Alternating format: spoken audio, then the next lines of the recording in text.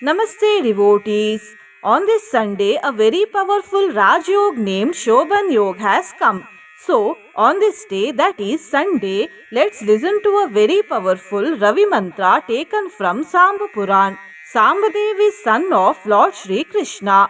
This mantra, when heard for 108 times with faith and devotion, removes all sins done in this life instantly and improves eyesight.